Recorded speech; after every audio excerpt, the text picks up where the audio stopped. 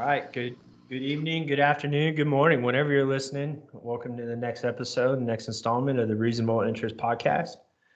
Hello, With everybody. obviously with Trent, and then our guest is Ben Hayhurst. How you doing, Ben? Good. How you doing? Doing good, brother. Well, you and I know each other. We've got a little bit of a personal relationship, or a past at least. We've History. shared. Yeah, we've shared an experience, but so Trent will probably take the lead on a lot of the questions that we ask and stuff like that. I'll ask questions, but yeah, mostly we'll just have kind of let Trent run with it, so that someone who doesn't really know you allows the audience to get to know you, if you know what I mean. Sounds good to me. Man, I'm really excited to have you on, and really want to talk about the knives and the other stuff you want to talk about, but without further ado, let's do this. What's up, Ben?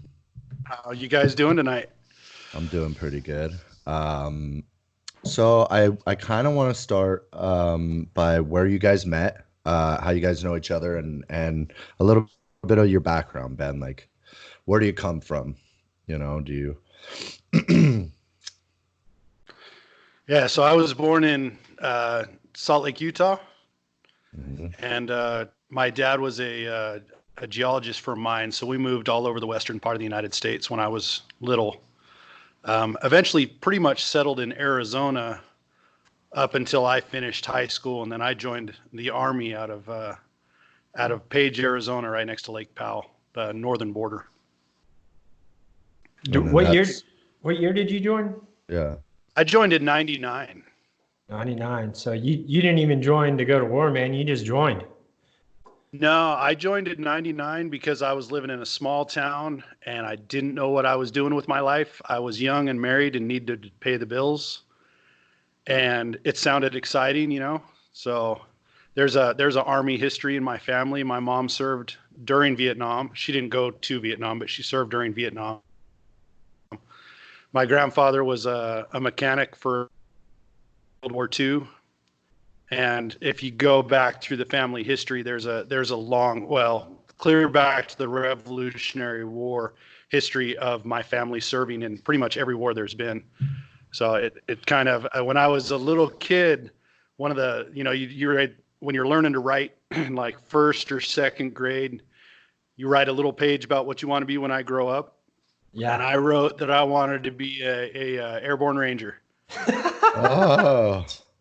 Yeah, so I ended up not being an airborne ranger. I wasn't even airborne, but I did end up joining the infantry, so I got part of it, right? Yeah, you did get to get shat out the back of a Bradley. I mean, there's that. Right? There's that. Ben, Jim just called you Bradley shit. we all That's were at fine, one 'cause point. he was too. Yeah. Yeah. And so that's where you guys met, was in the Army. You guys met down in Fort Hood, and Yeah, we met at Fort Hood. I think James you got there like 2002? No, so I got there 2003, right as you guys were on leave, and I came in right in 2003, right before our entire lives changed with the most insane training cycle I've ever seen, at least the entire time I was in the Army. But you remember that, right? You guys came back from leave, and it was full blast the rest of the year. Yeah, and that was it. We went full on NTC and back-to-back training stuff right up until we deployed. Yeah, I mean, like our time off, like at most we got 2 weeks off, but we were in the field for 17, 19 days. Gunnery, I mean, Jesus Christ, man. It was... Yeah, one thing after the other. That actually started on September 11th. So my first duty station was with the 2nd Infantry Division in Korea. So I was over there in Bravo Company 29 on Camp Casey. And then, yeah. You got hooked up, dude. Korea to Hood, huh? Da-dunk. Dude, Korea was fun. I had a good time in Korea. I was in Korea when it was good to be in Korea. Okay. And I also had a cool chain of command. So I was a little older when I joined. I was 21. So by the time I got to Korea, I was like 22, 23. and married. So my chain of command was like, they were cool. They would allow you what they do a combat, or not, excuse me, not combat. See if I can remember what it's called. I can't remember what it's called. Anyways, you're allowed to bring your spouse over. Command sponsored something.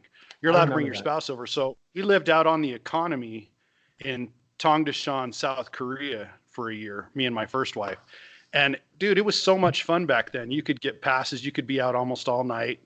It was just like a party for a year. And it was a different army. So like if you were in the field, you were in the field training. But if you weren't in the field, we got off at like 1,300, 1,400 every day. There was none of this waiting around for first sergeant to decide to release you. It was pretty much up to your platoon sergeant, unless it was close of business on Friday. And then, you know, the first sergeant would do final formation. But the other 4 days of the week, if your platoon was done, your platoon sergeant could release you and you could be down in the town drinking by 1 or 2.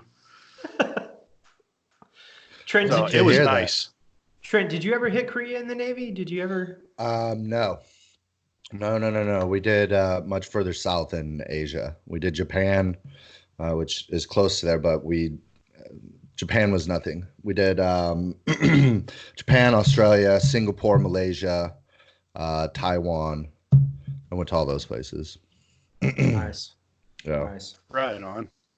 I love Korea. I would have loved to have seen more of the countries there because it was cool, especially living off post like that. I really got to experience the culture, and it was a lot of fun. Yeah. Go out. So in 2001.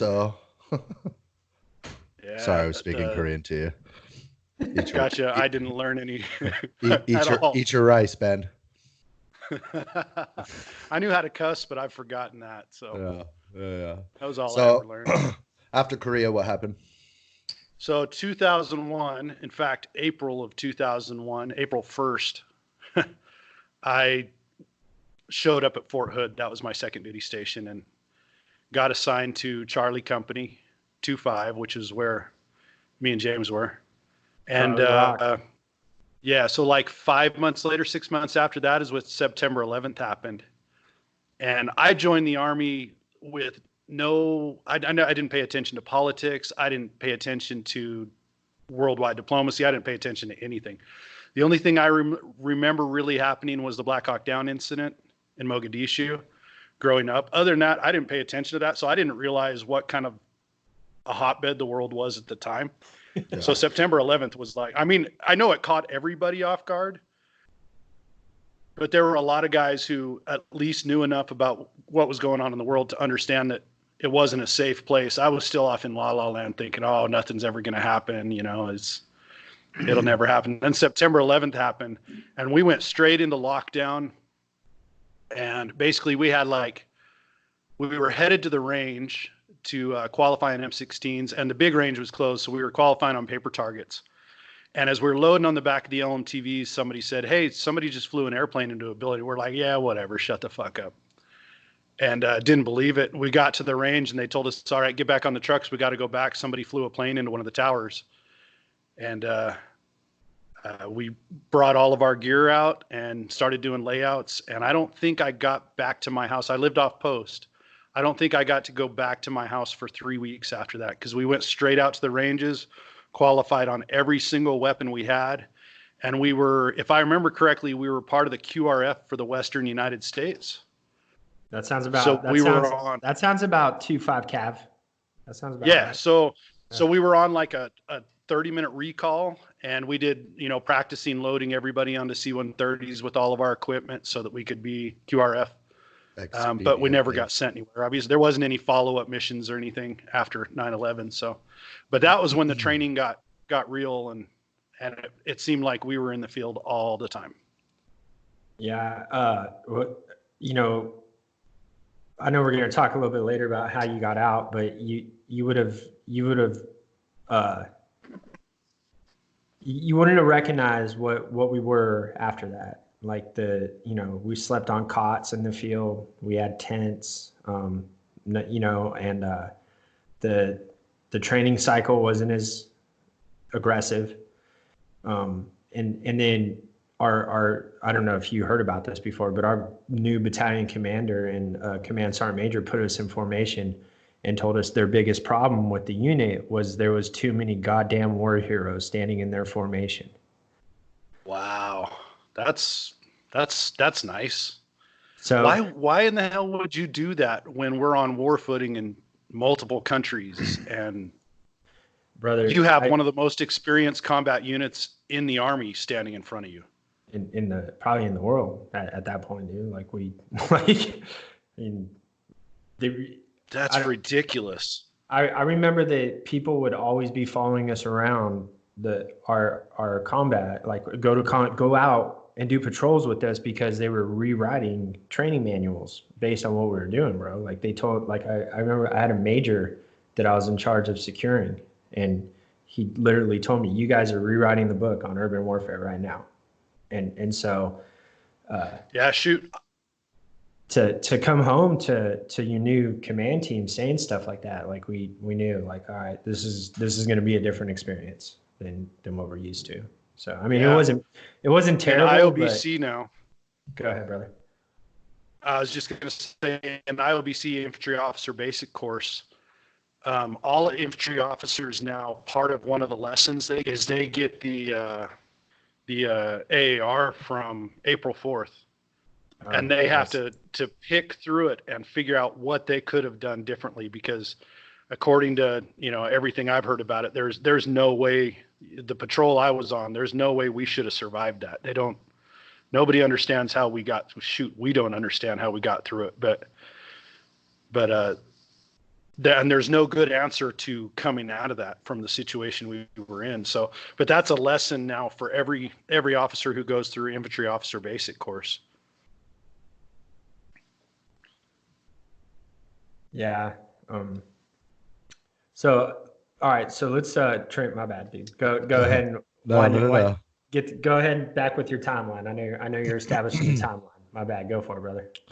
Okay, so joined in Arizona, served in Korea, got sent to Fort Hood, went crazy training, both of you guys, in support of leaving. And when did you guys deploy to Iraq, or did you deploy to Saudi or Kuwait? So we deployed to Kuwait, and we left in beginning of March of 2004. Went to Kuwait. I think we were there for 3 weeks, 2 or 3 weeks, something like that. And prepping for the movement up. Yeah. Yeah, we had a lot of prep to do because we had all the brads. We were drawing, they told us we weren't supposed to present a heavy force because supposedly combat was over. This was after the combat operations are over speech. Yeah. That Bush did. Yeah, he was on the Reagan, I think. Yeah. He flew in on a jet. It was. Yeah, he flew in on an S3 and said, we won, basically. Right. So they told us we're not going to take all of our heavy vehicles because we don't want to present this big, we're not aggressive looking force. Yeah. So we took half of our Bradleys, and then the rest of us drew Humvees in Kuwait, which were the majority of them were just crap. But so we had to get them set up because we were adding so many new vehicles. We were short on comms equipment. We were short on pretty much everything. So for that 2 or 3 weeks, all we were doing is prepping vehicles, adding what armor we could, adding sandbags onto floorboards because we knew IEDs were a thing. They weren't really known as a big thing yet, but we knew that they were happening. So it was just prep stuff. And then we drove up. I think we left April 1st. April 1st or April no, because we got there April 1st. So the end of March, we started driving up. Yeah, actually, this is, 16 years ago today, we started our convoy up, brother. Well, really? Yeah, we left the 31st, right? Yeah, or maybe we left like the 29th because we did stay a night or two, didn't we? How many nights did we stay? I think it was 2 nights on the way up. All right, so we must have left the 30th because I think you're right. We got there. Some of us got there on the 31st, some got there on the 1st, and then it was just a few days later when you guys got hit. Remind me, dude, what rank were you when we left? I was a 5. I was a 5, and I was on my way to the board for 6. So my packet was ready. They were supposed to be doing the board like the week after we got there. And a 5 is a sergeant, right? Yeah. Yeah, sergeant, buck sergeant. Yeah. So in infantry, 5's usually a team leader, so he's in charge of 3 dudes, part of a 4-man team, which is a part of a 9-man squad. Yeah. Okay. Yeah, and I was on that cusp of 6, so I was actually a vehicle commander. I had my own Humvee. Okay. And so I had my gunner, my driver, and then 2 dismounts that rode with me. And so I obviously, Ben and I have like really different experiences because he was a leader and I was a Joe. I mean, I was in my first year. I think I was in E2 when we left. Yeah. Maybe. Yeah. And so I was a solid. Yeah, totally different platoons too. Yeah. Well, I don't think we were under Swope by that point, and he was fun. He was, you guys, he liked me for some reason. He would always talk to me. I think he liked me because you remember I broke my hand beating up that kid in the hotel room. No. Yeah. So the guy. Why are you beating people in a hotel room? All right, spill the beans. We were in Austin. And we were drinking, and it was just a guy in my platoon, and his nickname was Dopers because like he kept popping hot, and we actually caught him smoking a couple times over there. I can't even remember his real name. We just called him Dopers. But we were all in Austin, and him and I just got into it when we were drunk, and I slapped him. He punched me, and then I beat the snot out of him. And I woke up the next morning and my hand was broken. This like, I don't know, a month and a half before we're deploying. Huh.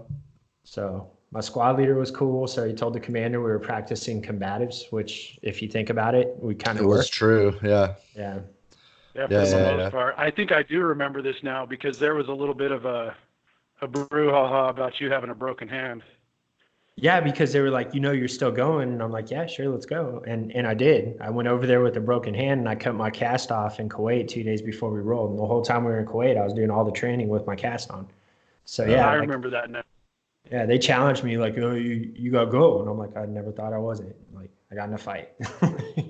Whatever. Well, I'm sure people run into certain enlisted folk trying to hurt themselves before a deployment. Like, we've seen it. People trying to get knocked really out. Wasn't our company wasn't that way. We had.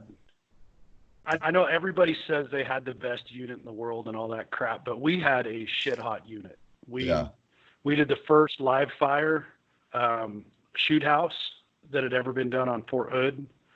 We did a lot of stuff they had never let anybody do before. We were hot. We were good. It was a good company. We dumped most of the problems before.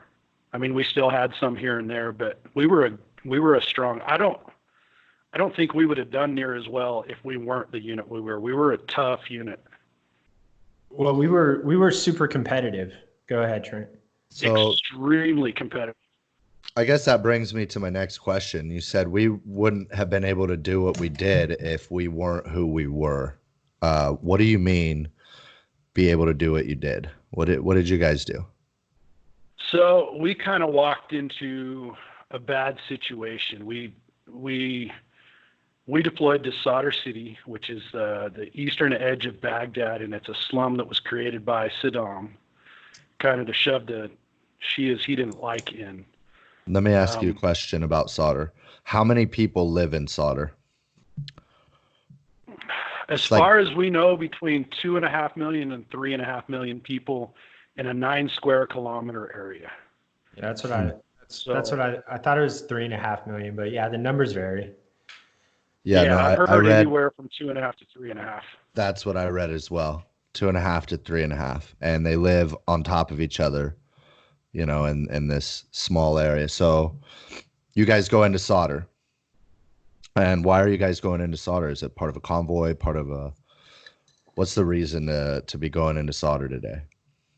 Well, it was an extremely economically depressed little city. If I remember correctly, they said the average income of the people there was like $8 a month or some crazy thing like that. Jesus. And so it was very poor neighborhood. You had kids out, you know, digging through trash and all kinds of crazy stuff. But we were there to rebuild the infrastructure. Is basically what we were there for. We were there because they had, you know, when we first got there, a lot of the neighborhoods had power for maybe an hour or two a day. Some had more, some had less. A lot of them didn't have running water. Big problem was the sewage system was so overloaded that it would back up into the streets, and you'd have some places like ankle and knee deep sewage in the roads. And so that was our first thing that we really got into, was taking these sewage trucks out into the city, and we would pump it out of the streets and then go dump it in canals. And when you took enough pressure off the system, it would start to flow again. So we'd get it sucked off the street and it would start to flow, and then we go do a different street. And that, at least that's the mission the platoon I was in was doing. I think you were doing more of a humanitarian effort. Yeah.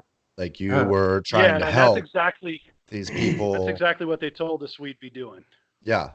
So you were helping. You were trying to help. Yeah. Listen, Trent, that's exactly what we were there to help.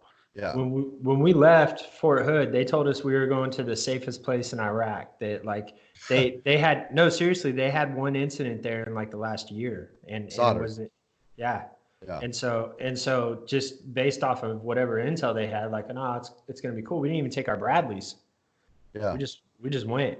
So, we went up there to do humanitarian missions, and so that morning, so we're leading up to, you know, this point where Ben's platoon gets ambushed, and you know, there's the book that Martha Raddatz wrote, The Long Road Home. You know, with the show that came more recently, when was that, Ben? 2000 what was the show? It was, I think they were filming in 2017. Okay. And I think it came out at the end of 2017. I'm pretty sure that's right. All right. And that was about the same time Matt wrote his book too. He had just finished it right before they started. Matt who? Matt Fisk. Matt Fisk. So Matt Fisk was my Humvee gunner. When I had my Humvee crew. Shortly after we got there, we realized there wasn't enough equipment, and we had to start trading off vehicles to other platoons because we didn't have enough for each platoon to do the job. Yeah. So shortly after we got there, I went back to just being a team leader because my Humvee got passed off to somebody else. So shortly after we got there, he was no longer my gunner at that point, but he was I don't remember if he was one of my Joes or not. But I went back to just being a good old dismount team leader. Sometimes it's hard to remember, right? Like, did that guy and because like you get so close with guys and you're always around him anyway, you can't even remember, like, we were in the same fire team or like. Yeah. Well, and at that point, everybody was getting moved around constantly because we were getting detailed out so much. So like our first day on the ground, I got detailed with, I think, 2 of my Joes and 2 of somebody else's Joes to go and pull a security detail for the PSYOPs guys. Yeah. Because they needed to go do some running around. And that was crazy because we were with them in a 2-vehicle convoy rolling around Sadr City and Baghdad. If shit had kicked off then, it would have been over. Absolutely over. Because we were in non-armored Humvees for that too. So go ahead, Jim. Oh, I was gonna say, and I'll let you go right to this. So yeah, like to kind of build off what he's saying, like they would drive us into the city, like the first couple of days, they'd drive us in and like dump us out of LMTVs, right? And go, hey, just go walk around. And we'd be walking through these markets, and I mean, it's a lot like they show on TV, like just walking a beat. Dude, no, I mean, it's just packed with people, dude. The whole road is packed with people, and they're like, yeah, go walk through there as a unit. And it's like, why? What? Just show of force. Hey, we're here. Basically, presence patrols. Yeah. Hey, we're here now. And you know, the other kind of seems more like on an occupying than trying to help, right? Well, I don't know the reason for it. You know, just go out there. Like if you're chilling in a park down the street from your house, and you're trying to buy some fresh fish off a guy, and here comes another country's army walking through, you're gonna kind of be like, "What the fuck?" Even though you guys are there to help. Do they know you're there to help? Or are they being fed propaganda? That's the thing, and I'll let Ben kind of go from there because he probably like again some of the stuff Ben's describing to you is stuff like I didn't know, like pumping the sewage, release pressure. I didn't know that. All I knew is I needed to point my saw that way. You know what I mean? So yeah. I was getting a lot more of the briefings as a leader. So Ben, okay, let's take a step back. Jim said a minute ago you were in solder and you guys get ambushed. And who's ambushed? Fourth day, April 4th, we wake up and the platoon I was in, first platoon, we got sent out on we called it a shit sucking detail. It was running those trucks around to go remove sewage. So it was a kind of a last minute. We found out about it first thing in the morning. We loaded up, we went out, and all day long, all we did was follow these sewage trucks around. They'd fill them up. We'd take them out to a canal. They'd dump it out in the canal, and we'd go back out.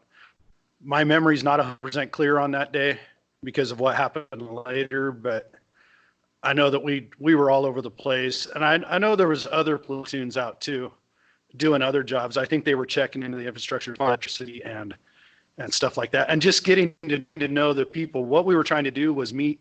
So each little neighborhood had their own shake, their own leader. And so when you went into a new neighborhood, you would stop in the road, and whoever the shake was in charge of that neighborhood, he would come out to meet you. Yeah, you'd have to talk to him, right? He was your kind of the guy you needed to talk to find out what was actually going into the neighborhood. He was the guy who was plugged in. He knew what was going on. Everybody reported to him. So like every little neighborhood that had their own little shake. Yeah. So there was an elder. Yeah, I think neighborhood basically. I don't know if this is what we were calling it in 2004, but 2006 to 2008 we were calling it key leader engagements. Yeah. Where we basically they called them the same thing. Yeah. So we'd send a lieutenant or a captain to go talk to that shake and get a feel for him, right? And and then if shit was going down or he was pissed off, then the colonel would come out essentially. Yeah. The big boss. Hey, what's going on? Yep. But the colonel wasn't always good at. No, they're not. They're not. No, ego gets involved in every situation, and not just ego. Like you said earlier, you have to show force in certain situations. If the guy's kind of being a dick, like you got to say, "Hey, man, we'll fuck you up." Like, relax, right? Yeah, of course. But go ahead, Ben. Sorry. Yeah, Ben. So no worries. That's good. So we were out escorting these sewage trucks around, honey wagons, whatever you want to call them. And as the day went on, we should go back a day because the day before that, it was either the day before or 2 days before. I'm not sure.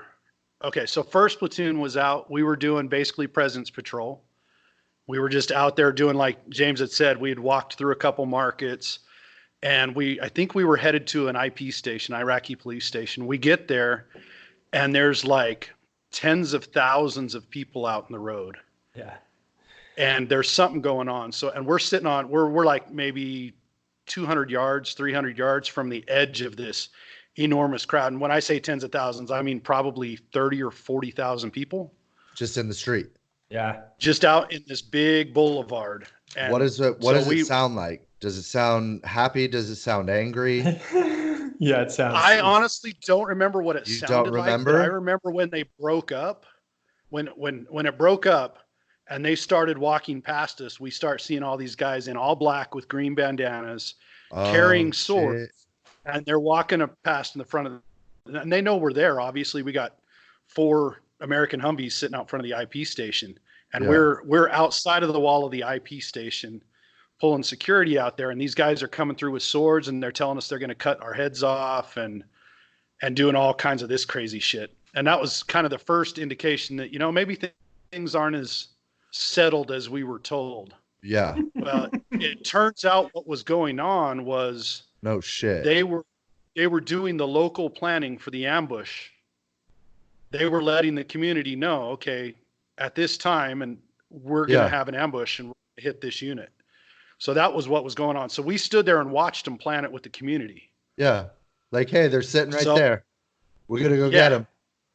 Yeah. Yeah. So the next day, 3 million finishing people. up. Yeah, it was wild. It was.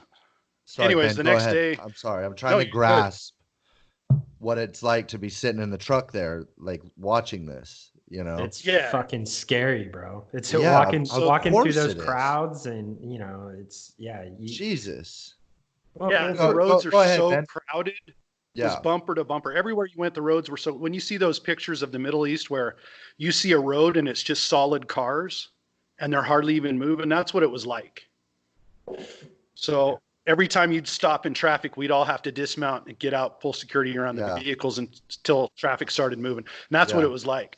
So the next day, we're out escorting these sewage trucks around. Honey We get wagons. pretty much done, yeah. And they tell us we want you to take a drive up Route Delta, which was this kind of the central lane through town.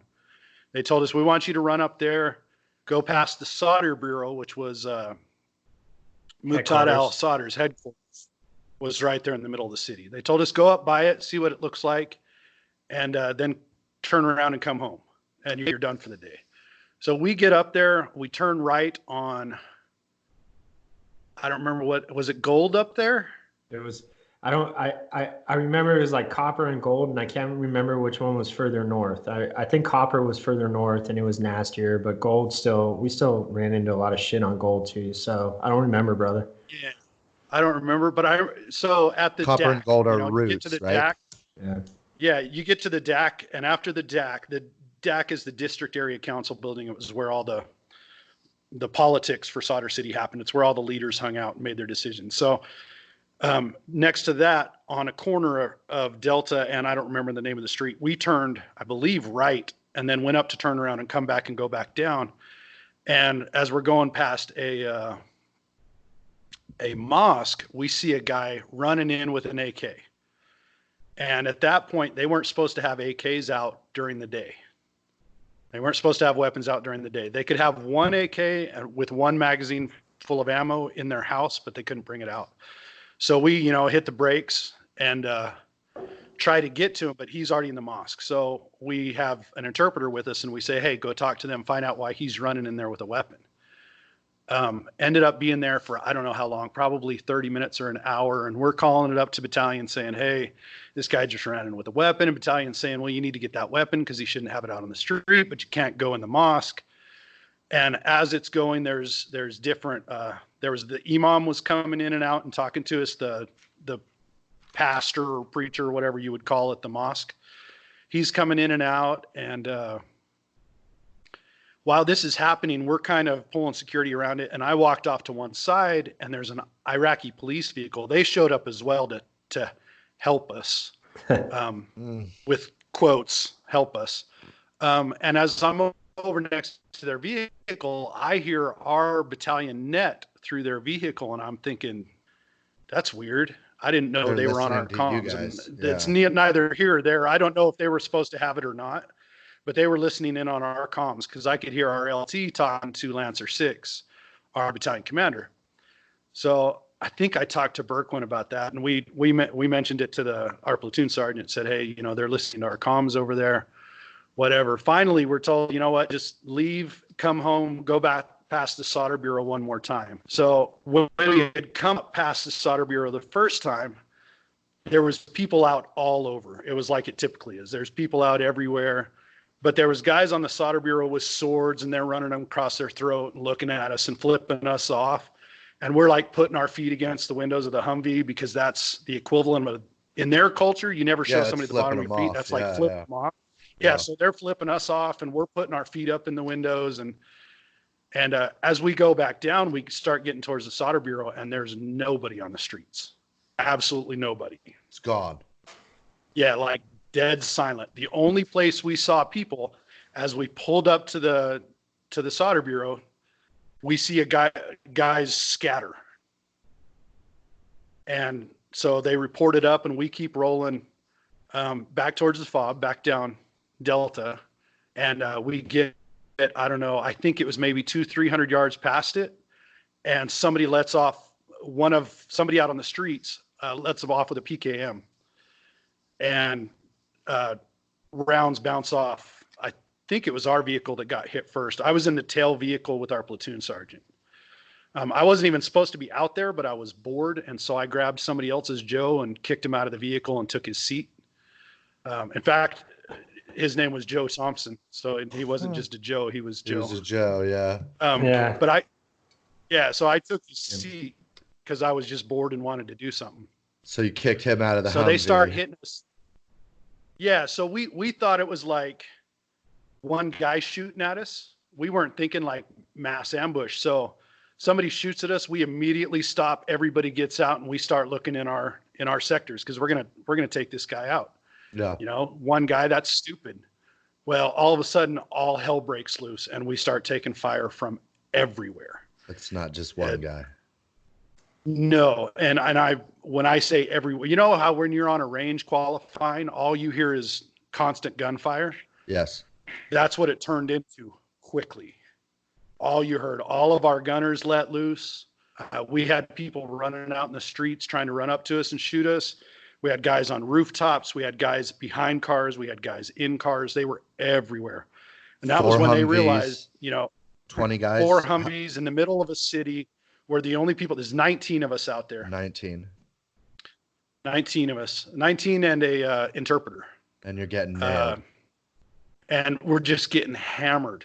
None of us had got hit in the first minute or two. We're just out there returning fire. I think I dropped 2 mags in the first minute or two because we're drilled that you have to gain fire superiority. So the first thing you do is you dump a mag at what you see because you want to get overwhelming fire to take control of what's going on. Well, there was no way that was going to happen. We were so outnumbered. There was no way it was going to happen. Finally, they figure out this is an ambush. We need to push through. Yeah. So we load back up and start hauling ass. And while we were at the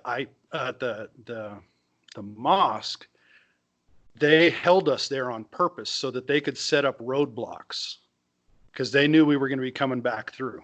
They're going to bottleneck you. So that 30 minutes or an hour or whatever, we were held up at the mosque. They were setting up, they were just dragging trash out, old fridges, road barriers, whatever they could to block us. Where did they get the trees? Started bro? to just, who knows? Blocking the road Maybe with trees, they Jim? actually had trees before that. We just never saw them, Chopped them down. And anything they could get, old cars, car frames, fridges, freezers, washers, all kinds of weird crap, scrap metal. There's just piles of debris. And so we're blowing through them, just driving through them as fast as we could. So at that point, we had our lead vehicle was our lieutenant. He was in an up armored vehicle. We had 2 998s, which are the Humvees with no armor at all. They had thin armor doors that had been added in Kuwait and a little thin armor sheet that went behind the back seat. And that was it. Open tops. You're in a desert, buddy. They were scared. Yeah. Yeah, the gunners. Pretty much. That's all of it. The gunners in those, I mean, it was much like riding in the back of a pickup truck, right? With a fucking post, right? Yeah, all it was a metal pole on a plate as like a 4-inch Schedule 40 pipe welded to a plate that was bolted down between the 2 back seats. You threw a saw in there, or a 50 cal. 50 saw or 240. Most of them Yeah. But we did have, I think we had 2 50s per platoon. So lead vehicle and trail vehicle had 50s. Yeah. And then the 2 just unarmored Humvees, they just had 2 40s. So what happened is we're blowing through these and we're taking massive amounts of fire, like mirrors getting shot, starting to see the impacts on the windows pretty regularly. The windows are starring out. We're hauling ass through this, and we hit a barrier, and one of the unarmored ones got hung up on piece of steel, whatever, in the road. And I don't know what it did to that. Both of those Humvees ended up burning in the street that day. So we don't know exactly what happened, but it broke the transmission somehow because it wouldn't move. And that was when we realized, oh crap. And our lieutenant, they had their mirrors completely shot off. The gunner's firing forward. Sergeant Chen's firing forward in front of them. Nobody's looking behind him. They don't realize, and the 2 middle Humvees didn't have comms. All we had was handheld radios. So they left. Which once the shooting started, you couldn't hear that. So I'm in the last Humvee that had comms, but we think the LT is in front. We don't realize he's kept going because there was not good comms. We didn't have the equipment we needed, basically, is what it came down to. Yeah, you're all cannibalized. So Yelp keeps moving. Yeah. He's all alone, and he punches through the end of the ambush zone. And all of a sudden, they're in the clear. He gets out and looks behind him and realizes there's nobody there.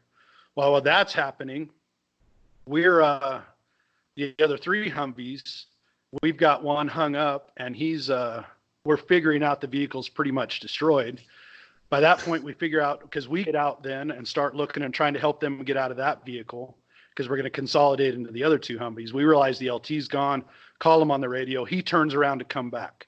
When he turns around to come back, that's when Sergeant Chen got hit. And he took a round in the armpit where there's no armor on your vest and went through and took out his lungs. So he dropped down, and Fisk, I mentioned him earlier. He was the note taker for the lieutenant. And he was also trained as a gunner. So he stood up and took over that gunner. So they're hauling ass back to us. That was our first casualty of the day. Sergeant Chen. They get back to us. Yeah, Sergeant Chen was the first one we lost. They're coming back towards us.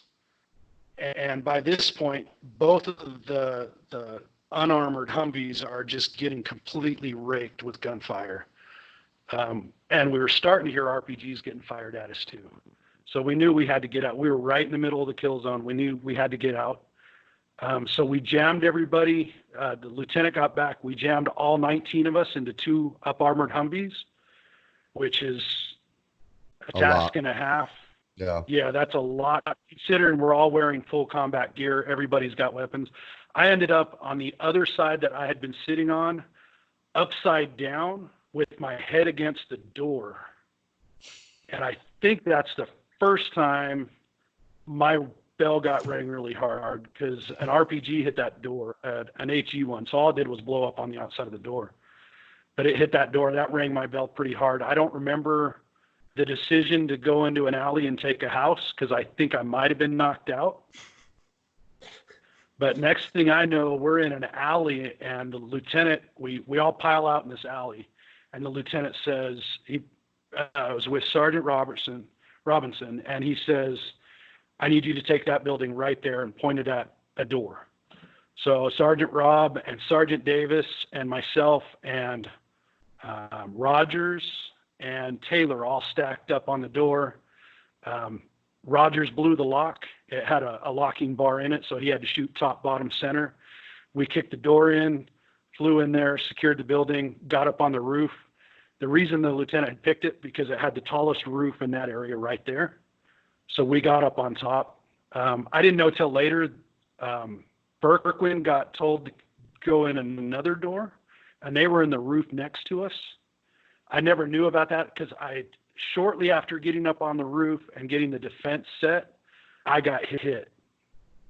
So we got up on the roof. We got set, facing down. I was facing down. I was on the edge of the roof next to the alley, facing down towards Delta. So I'm up there engaging targets, and I'm right above Corporal at the time, Coleman. He's a captain now. And he's firing down the alley on the 50. Yeah. Oh, yeah. We ended up having several guys out of that platoon that did that. But he was shooting down the alley, and I was shooting down the alley, but we were at different angles. So we were seeing a slightly different picture. But basically, I had an eye around a left-hand corner, and I could see guys running towards us with weapons. So as they were coming towards us, I was knocking them down, and he could see I got the right side of the alley, and he was doing the same thing. So anyways, maybe 10, 15 minutes into this, and I mean, gunfire is heavy. Really, like you could see the tops of the walls around us, because the walls were like 3 feet tall around us. Probably not even that, probably 2.5 feet tall. And you could see chunks of the walls bouncing up as bullets hit the walls around us. All of a sudden, I'm up there, I'm kneeling, I'm firing over the edge. I'm at this point actually somewhat impressed in myself, because I'm maintaining magazine counts, how many rounds are in my magazines without even thinking about it. Listening to we were NCO heavy on the roof. One of my Joes was up there. He was next to me. So I'm talking back and forth to him and still managing, despite the conversation, to maintain magazine count, know how many rounds I have left in my mags, consistently dropping with one round left in the mag, like doing everything I should have been able to do. And I was kind of amazed it was going so well. You focus so close when you get into those situations, your focus becomes so tight. And all of a sudden, something hit me. It felt like getting hit by a car. I felt like something just knocked me over, and I thought an RPG hit the wall. And I kind of popped back up, and I turned to the guy next to me, who on my left, which was Sergeant Davis, and I'm like, "Hey, did an RPG just hit the wall? I think something hit me." And I showed him my shoulder, and he's like, "Oh, it's just a scratch, no big deal." Which I found out later, he was just telling me to keep me calm. So basically what had happened was 2 bullets came through that wall, and with both bullets in the left shoulder, and all of the concrete pieces from that thin wall blew up and went all up in my face and neck. And it just knocked the crap out of me. But anyways, I'm like, okay, cool, I'm good. Well, hold on a second. I lost you for a second. So you said the sound messed up on my end, so I just want to make sure we got it. You said both the bullets came through the wall and hit you in your left shoulder. Is that what you said? Yeah, they hit me. Yeah. Okay. Both bullets came up through the wall. It was a little kid. The soldier to the right of me actually saw the kid and was engaging him at the same time he was engaging us. But it was just 3 little kids that had an AK that were shooting up at us. And he got lucky. They came through the wall. One of the bullets went under the bone and the other bounced out into my upper, above the bicep in my arm. But I didn't know that at that point. All I know was Sir Davis told me, "Hey, you're good." So I got back in my position and continued to fire. But a couple minutes later, I start noticing that when I lift up on the barrel of my rifle, I felt grinding, and then my arm popped out of socket. And that was when I realized, something's not right. So we called for the medic, and he was up there with us. It was Guzman. And so he, cut my sleeve off and started dressing it. And from then on, my memory gets a little fuzzy because I think I bled a little bit and started going into shock a little bit. I guess I just sat up there and talked the whole fucking time. Did you go home after that? We'll get to that. I did, but only for 2 months. I was back within 2 months.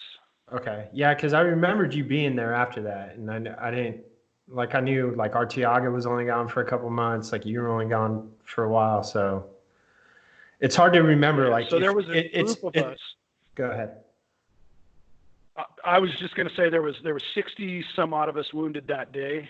And there was kind of a hardcore group among that, mostly NCOs, but some EMs too, who, as we're progressing through hospitals to get back to the States, we all made up our mind we were going to go back as soon as we could. So as soon as we got to Hood, the first thing I said to my doctor was, when can I go back? Because all of these guys, I don't know where James was that day, but I'm going to assume he ended up in a Humvee or an LMTV or the back of a Bradley coming to save our asses. So I'll tell a little bit, but I don't want to get too in the weeds because I'm going to get to tell my story over a long period. That morning we did a prisoner run. We took a prisoner from our base down to Cuervo. And then I think Cuervo made us bring somebody back as well, if I'm not mistaken. And when you guys got into that, I was asleep in my tent. Remember, we were sleeping on the rocks at the time. Remember that? We were still in the shelter house. Yeah, we were sleeping in the motor pool. Yep. Yeah.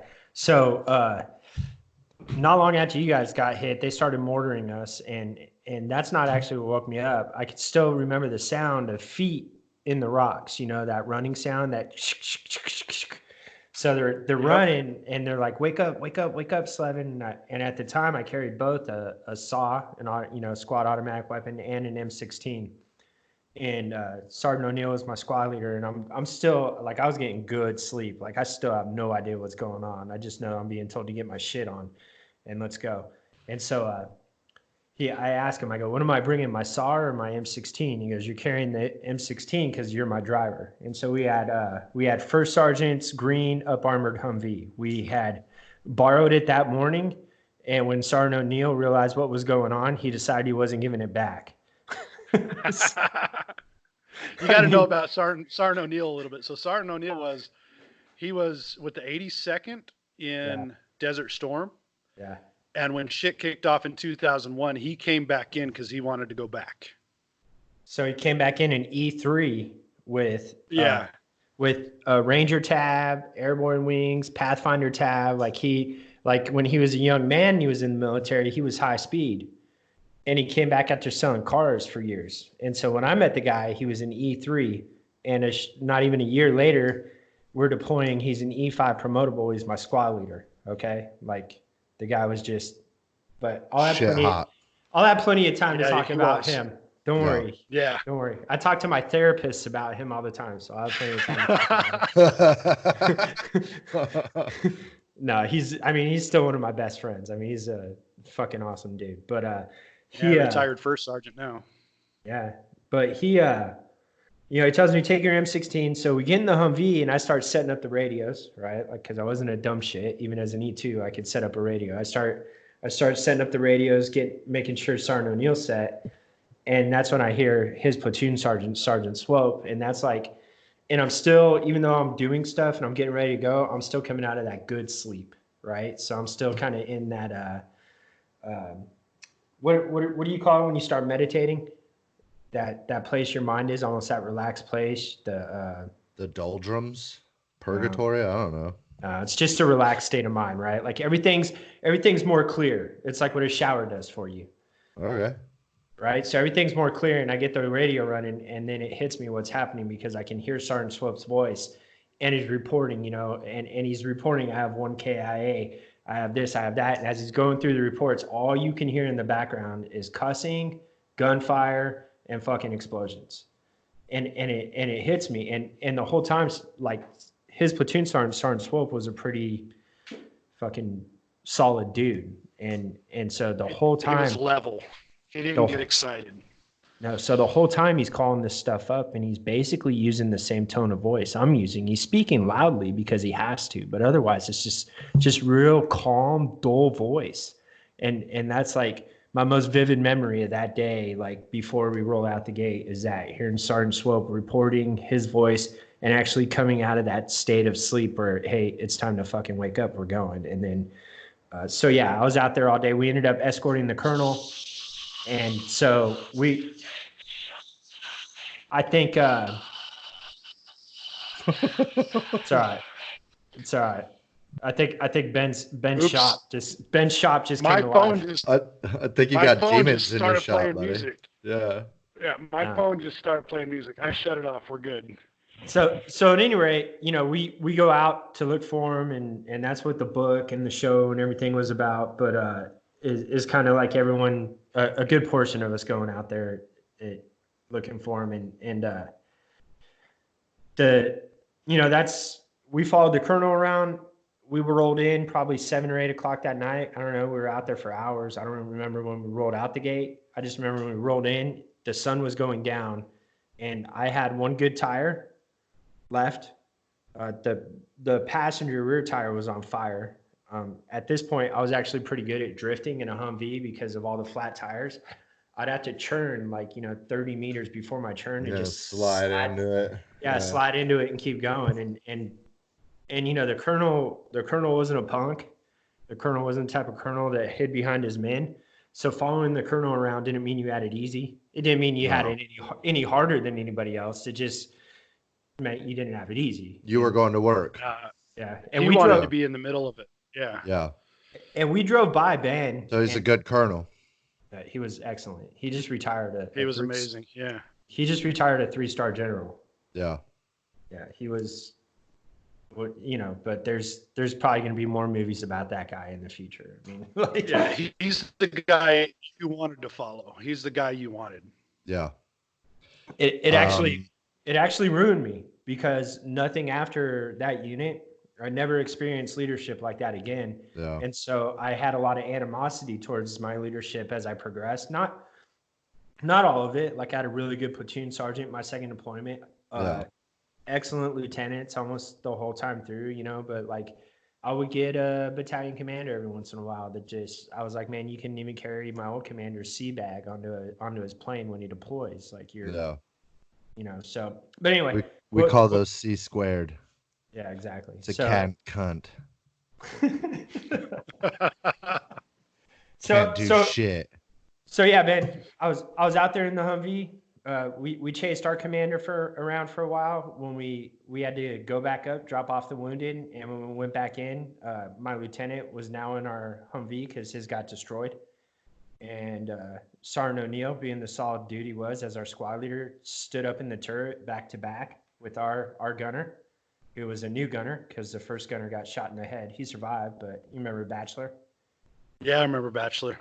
Yeah, so he had that round ricochet off our Humvee and hit him in the head. I mean, he didn't even get 30 rounds off before that happened. So he was out immediately, and yeah.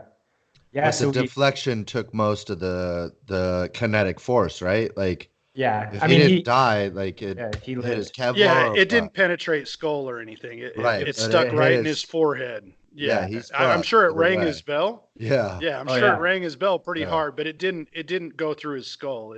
I don't even know if it broke his skull. No, I'll tell. Yeah, he had a bullet stuck in his forehead. You probably know the story way better than me. It was lodged. It was in it. It was like lodged in his skull. Like it didn't penetrate, but it was stuck in his skull.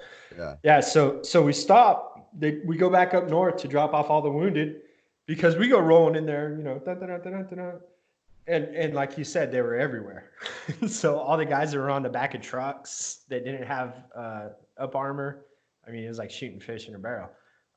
So a lot of guys got injured, like you said, 60 something, you know, so we had to go back and drop those guys off.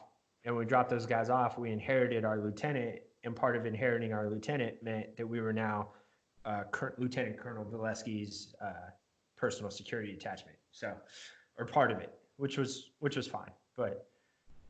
And like I said, we limped in on one tire and no ammo. We were black. I wasn't even sure how we were going to make it in because when we started going back, we had nothing.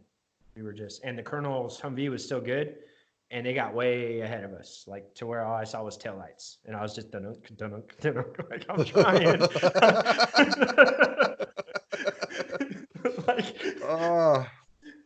So, Ben, do you remember when the cavalry showed up? Do you remember that feeling? They showed up several times. Yeah, we drove by them like 2 or 3 times. They drove by us. Yeah, 3 times. Oh, and didn't know. You didn't know they were in that building? Couldn't stop taking casualties so fast that they could not stop. They just had to go drop them off. Yeah. Come back and get more. Well, O'Neill, like I said, he climbed up in the turret and he was back to back with our new gunner, who was Miranda. And Miranda actually took a round to the face too, and it missed him enough where he just had a pretty deep scratch. Yeah. So they're up there back to back shooting down the street, and he's kicking me and cussing at me. Hey, motherfucker, they're right there. And the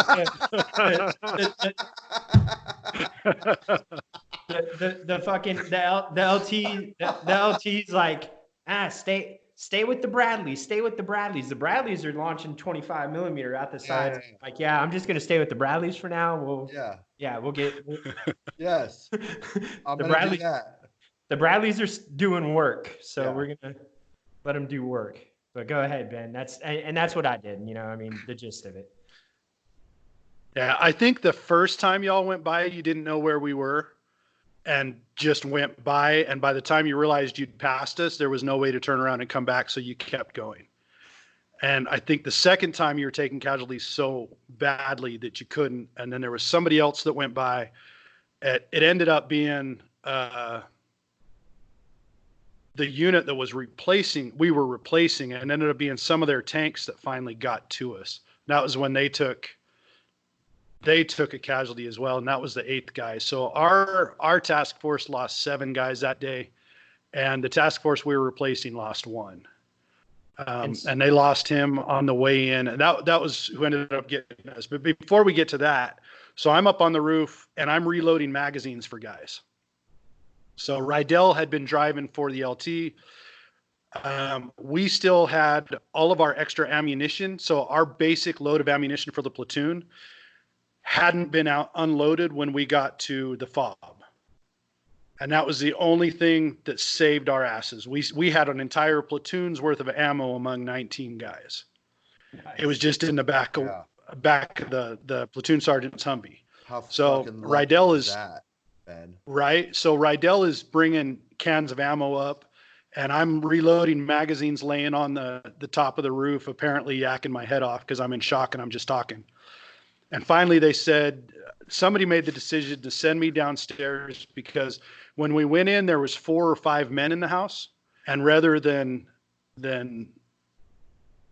we did what you do. We zip tied them all and stuck them in the corner, pushed all the women and children into a back room and locked the door. So we needed to keep a guard on these guys because we didn't know where their allegiances were. And I have to say, during the fight, the lady of the house got out at one point, and she was trying to bring us food and water. So I think that household actually did support us and understood that we were there trying to help and that we didn't ask for the fight, because she wanted to feed us and give us water. And that was amazing. But they send me downstairs. By this point, I think Sergeant Davis had my M16 because he had taken a round through the receiver on his. And so I'd given him my M16. They gave me somebody's shotgun. I don't even know. It might have been my shotgun or Roger's shotgun. I don't remember. I don't remember if I had a shotgun at that point. I know I did later in the deployment. Anyways, they gave me a shotgun and told me, watch these guys. So I'm like in shock, downstairs with a shotgun, standing maybe 6 feet away from Chen's body on the floor. When I first got down there, our interpreter, basically we were to a point where they were pushing crowds down the alley in front of them. They were pushing women and children down the alley in front of them to try and get to us, thinking that we wouldn't be able to hit them, which we did. Have to shoot women and children to get to them. Yeah, you have to do what you have to do. So we did what we had to do. So I'm in the building. At this point, our interpreter knows that he's fucked no matter what. He's one of us. Yeah. He has no body armor. He has no weapon. So we stripped the body armor off of Chen and gave it to our interpreter and gave him his weapon, his ammunition. Yep. And he went out in the alley and he fought right alongside us the whole time. What was your interpreter's name? So I remember being there, Ben? And helping strip. I'd have to look it up to remember correctly. He lives in Houston now. I talk to him every once in a while. Yeah. We talk every once in a while. In fact, I just talked to him. I was visiting one of our other buddies, Matchkey, last month when I drove down to California and back, and I stayed at Matchkey's house one night, and he had this sign. I don't remember what it was about. It was some poster that was on the wall in one of the schools, and it had to do, I think, with education, and it had Saddam's signature on it. So we were trying to figure out if it was actually Saddam's signature. And so we took a picture of it and sent it to him, and he was telling us what it said and everything. So yeah, it's really cool because we are still in contact with him, still pretty close, you know. We love the guy. Yeah. From the interaction I have with him, it seems like he very much considers himself one of us. Do you consider him one of you? Oh, hell yeah. Then that's all that matters. Definitely. Yep. Exactly. But anyways, so we stripped the gear off Chen and gave it to him, and he fought right out in that alley with everybody. And then I'm standing there watching these guys, and that was what it was until in the meantime, we're hearing, you know, like they just went by us. They couldn't stop. So like when I was still up on the roof, we saw the Bradleys roll by, and I remember seeing them and thinking, yeah, we're going to live. And then they kept going and we're like, shit, we're going to die. And because by this point we already know we're running low on ammo. And then they get to the second time and we're like, we're going to live. And then they go by and we're like, fuck, we're going to die. Oh God. It's like up and down, up and down. Had you not been trained for that though? How many times in Fort Hood were you going, oh, good, here comes the Bradleys, and they just kept going? Yeah, no, Yeah, you're right. yeah, You're absolutely yeah. right. You just don't expect it in that situation, because you're so wound up and you're running low on ammo. And by that point, I think we were almost out of cigarettes as well, which is an important thing.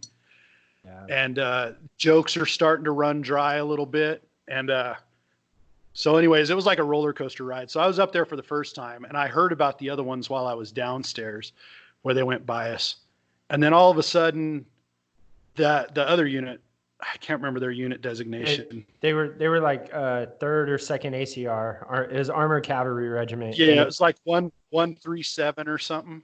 Yeah, and at this point they're coming to you guys from Cuervo. I mean, they came from the south to get to you guys. Yeah, they came from Cuervo. They fought in from a different direction. They got to us and they stopped out on the street. So what had happened is the fight had, in my opinion, what had happened was the central part of the fight had moved away from us and towards everybody trying to come and get us. So we were still fighting, but the intensity had dropped off a little bit and had moved off towards everybody else. Because by this point, there's like 3 different convoys of people coming out trying to save us. They're on different streets. Some of them are jammed up in places. And the fighting is citywide at this point.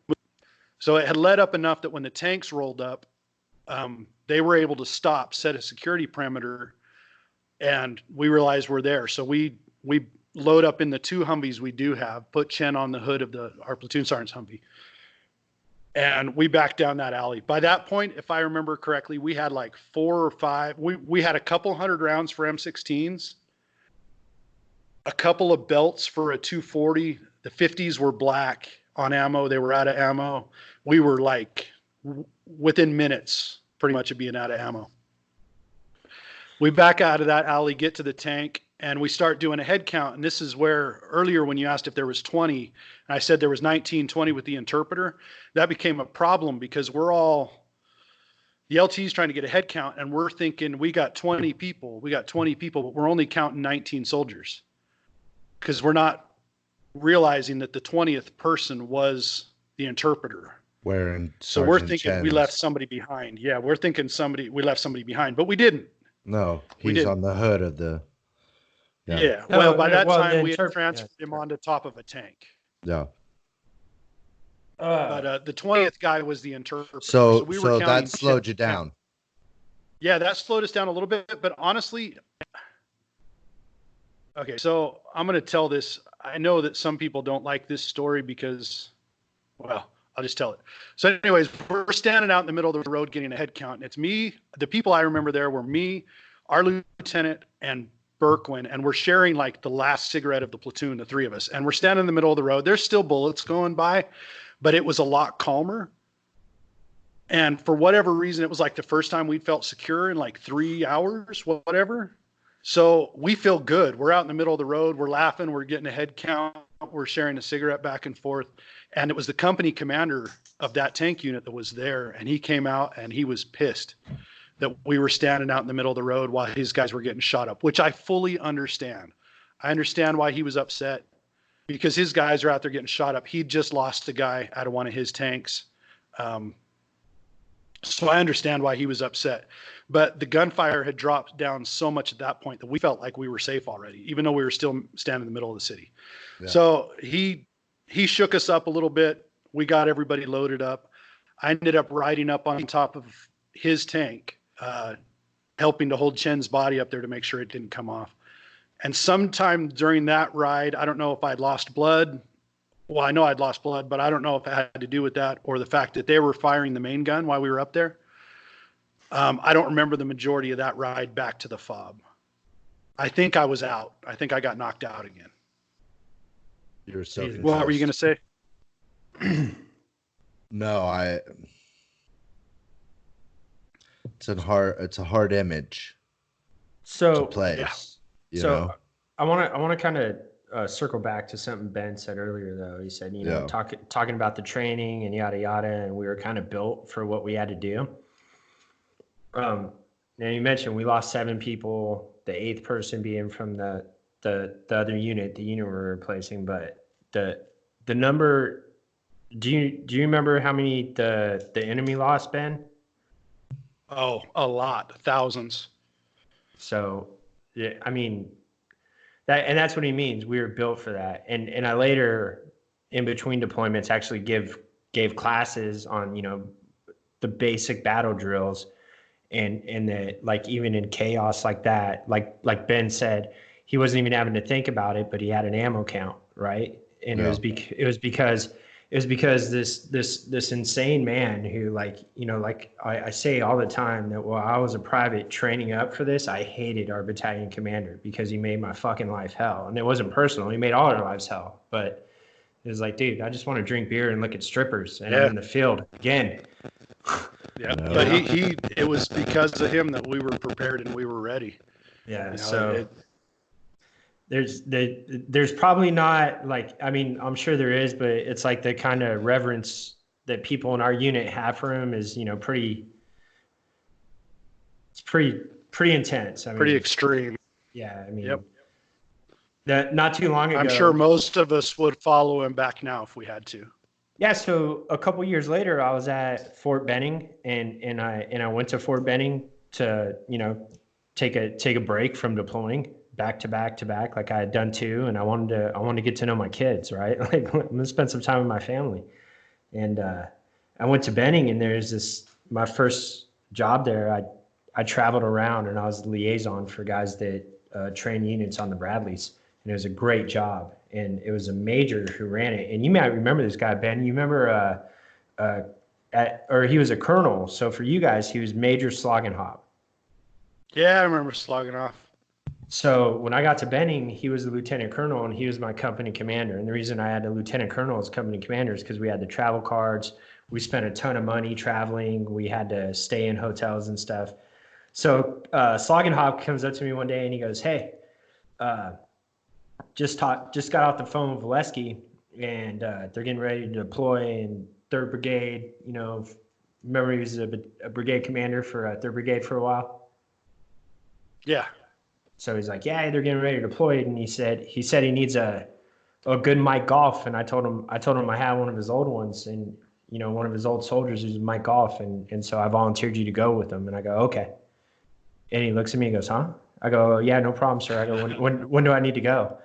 And he just started laughing. He goes, I was joking, Slevin." And I go, "Oh yeah, hey sir, that's like, if Colonel Valesky just called you and asked me to be his master gunner to deploy, then the answer is yes." And he goes, "Well, he didn't, Slevin. It's all right, but like, yeah, don't threaten me with a good time." Like, yeah, I would have definitely. I know there were guys from that deployment that did end up going back downrange with him. Bellamy ended up going back as his PSD when he was, I don't know if he was a full bird or if he had a star then, but I know Bellamy went back as his PSD. He picked up Bellamy and said, "Why don't you come with me?" And I think he did it with a couple other guys too. Yeah, so I think it was actually that deployment, because Bellamy and I actually went back and forth on that story. So yeah, I don't know, Ben. Like, I don't know if you want to talk much more about that deployment. I kind of want to switch gears and go into like the aftermath. After we got back and what happened, if that's all right with you guys. Well, I need to do more. kind of a quick overview on one other part, because there's course. another part that I don't even know if you know about, but it has to do with kind of my mental health later. Okay, yeah, man. So April 4th ended, whatever, came back to the States, had a couple surgeries, had my shoulder put back together, talked the doctor into letting me go back, which he shouldn't have, because my arm was still falling asleep in gear and I was having panic attacks. And, but he let me go. So Father's Day, so a couple months later, Father's Day, like I guess closer to 3 months later, I redeployed. Okay. Got back just as they kind of reached a ceasefire point with the Mahdi militia and with the Solder Bureau, which were Solder's guys there. Came to a ceasefire, and that lasted, I think it lasted like a month, didn't it, James? It lasted. Listen, that ceasefire happened shortly after I went on leave and ended like the day after I got back. So I'm glad everybody enjoyed their ceasefire. I was on leave. I missed the ceasefire, but go ahead, brother. But I think that was June. So I because got back right when the ceasefire started. Yeah, that was the beginning of June, very beginning or end of June. Yeah, maybe. End of June. Yeah, okay. Either way, it doesn't really matter. So I got back. It was during ceasefire, but I'm having these panic attacks. Well, I believe it was August 4th is when it all kicked off again hard. I could be wrong on the date. That's just for some reason stuck in my head. And the platoon that got hit out there again was 1st Platoon again when it first started. Except this time we're in Bradley's. So, obviously we've got the firepower we need. It's not a big deal. We return fire. The rest of the battalion hauls us out. And that was when the second long protracted battle started. But it was the same group out again. That time I was gunning for our platoon sergeant because Coleman, his gunner, was on leave. And fighting starts and gets hot and heavy again. Couple weeks into that, shortly after, do you remember when they infiltrated that we had the helicopter go down? And while we were taking care of the helicopter, the Solder Bureau, the DAC got overrun. Yep. You remember that, James? Yes. Okay. So by the time that happened, I'm having daily panic attacks that were pretty bad. I was convinced I was going to die, but I was willing to do it because you know what? On April 4th, all these guys got into vehicles and came out to get us. And we had guys that were cooks that were getting into the back of LMTVs with an M16 to come get us because they were in our battalion and they knew us and they weren't going to let us be out there. So we had guys that shouldn't have been out there. Like Casey Sheehan. Yeah. And Wodorsky. Casey Sheehan didn't need to be out there. Yeah. Wodorsky, our supply guy, driving an LMTV. No, he was on the 50 cal, brother. Wodorsky was on the 50. And Wodorsky was handling that 50 cal like he was one of us, dude. That's awesome. And he's a supply guy. He was our supply guy. Yep. Yeah. But that's how it was. So yeah. No. So the reason I get it. That's why he was on that 50 cal though. Yeah. Well, the reason I went back, the reason I felt like I had to go back, whether I was ready or not, was because those guys got into those trucks over and over after seeing truckloads of wounded guys coming out of the city with blood running out of the side. Didn't matter. On flat tires. It didn't matter. They turned around and went right back out. And I felt like doing anything less would be me betraying them. So the battle kicks off again and gets hot and heavy again. And the first couple weeks of it, we're in and out constantly. And we're fighting out of different parts of the city. We're fighting out of houses. We're fighting out of schools. And one day there was a school on Route Silver. And we decided we needed to set up a closer. So Silver was between us and the city, Route Silver was, and they kept filling it with IEDs. So the idea was that we were going to take over this school that sat on the far side of the Route Silver from the edge of Solder City, because we could see both directions down the road, and they were filling that road up with IEDs. So we figured if we set up a base there, we could make sure the road stayed cleared, and it kept us a foothold into the city. We always had an entrance into the city. And because for a while we did have. That area was terrible, dude. That area was terrible as far as filled with shit. Like there was like the potholes would be like 2-3 feet deep, just full of shit water, right? And so it was like they could put IEDs like in that. Like, I mean, it was a fucking nightmare. Go ahead, Ben.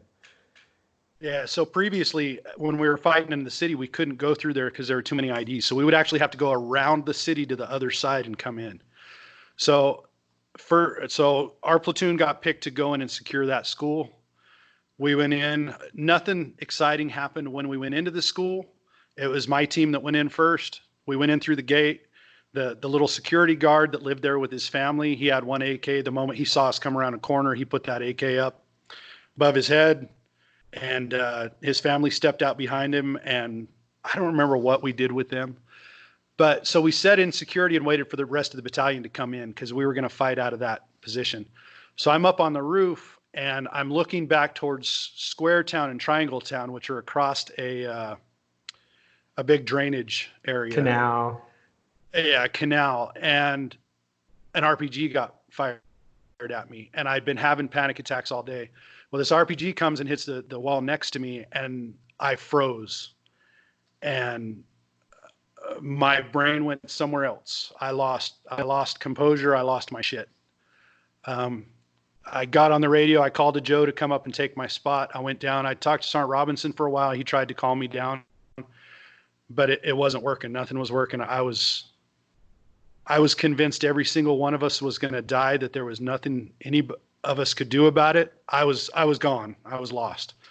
So the LT called it up to the company commander. Company commander talked to the battalion commander about it. Battalion commander said, I'm on my way back in to the FOB. I'll stop at the school, throw him in the back, and I'll take him back. They took me back. Sergeant Major met me, took me to the chaplain, and they put me on some meds, yada, yada. Anyways, that was my last day really in the fight. I ended up getting transferred to headquarters platoon, continued to have massive panic attacks. They actually offered to send me home at one point. I told them no, I came back to be here. And I can, even if I can't go out and fight, I can do a job. Yeah. Yeah. So that's what I ended up doing. I ended up pulling 12 hours on, 12 hours off at our CP, maintaining radios, radio connection. And then like 3 or 4 days a week, I'd pull 12-hour shifts as the sergeant of the guard for the guard towers. Yeah. But it continued to just throughout the rest of it. I mean, it was a daily occurrence where I'd have panic attacks where I thoroughly believed that everybody on that FOB was going to die and there was nothing we could do about it. Something had snapped. So we get back from the deployment, we redeploy. And during this time, we ended up losing 17 or 18 out of our task force, and crazy amount of fighting. Like James said earlier, we were the most combat experienced unit probably in the entire military at that point because of the amount of consecutive days of combat we'd been having. Right. Close combat. And like, so can I interject? Like, to be fair, around this same time, you have this stuff going on in Mosul, you have this stuff going on in Fallujah. At one point, there's a town called Samara that went off. There's Bakiba. Like there was heavy Najaf. Fighting everywhere. Yeah, I mean Najaf. And the thing is like in some of these areas they would call ceasefires, and when they would call these ceasefires, Al-Sadr would tell his fighters, well, go to Sadr City. There is no ceasefire there. Okay. And that's why we can make that claim that, yeah, we're one of the most experienced combat units in the military at the time, because that was like the heaviest fighting since we went in, and it stayed that way for months at a time, like every day, every single day, in and out. Like you'd think you're coming in to eat chow and you'd be right back out on QRF because somebody else, you just fought your way back in, and now somebody else has lost a vehicle. Yeah, exactly. So it's just, it was nonstop. You got to go. And a big part of that difference between us and the other places too was population density. Yeah. So the population density in Sadr City meant that we couldn't get the same kind of air support that everybody else could.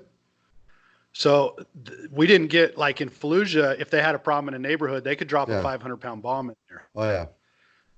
They couldn't do that in Sadr City because the population density was so high. You'd kill 47 million people. We'd get 200 other people who just happened within the range. Collateral so the damage. Majority of our fighting was small rockets from the helicopters. We had the AC-130s helped us out quite a bit, but a lot of our fighting was straight on the street, infantry style warfare. So there was a difference in the combat. And even though that was a part of it as well. And even though we had the armored vehicles, Trent, you there? Yep. Okay, we just lost a video of you for some reason. Can you hear me? Yeah, I still got it. Yeah, I got you guys loud and clear. Huh. But can you guys both still hear me? Well, your video's frozen, but I hear you. Yeah, sir. Y'all. Yeah, I can hear you, but I haven't had your video in a while. Well, Ben, you live out on the sticks, man. All right. Well, hey, listen, we're at an hour and 23 minutes right now. So let me stop recording this and restart it. Start another one. Okay. We'll start. Hey, this, we're going to start episode 2 then. Yeah. Yeah, exactly. So we're just going to stop here and then we'll continue. Ben, you're cool to talk for another 45 to an hour, right? I mean, do you think we have that much? I'm good. More? I just need to pee. Yeah.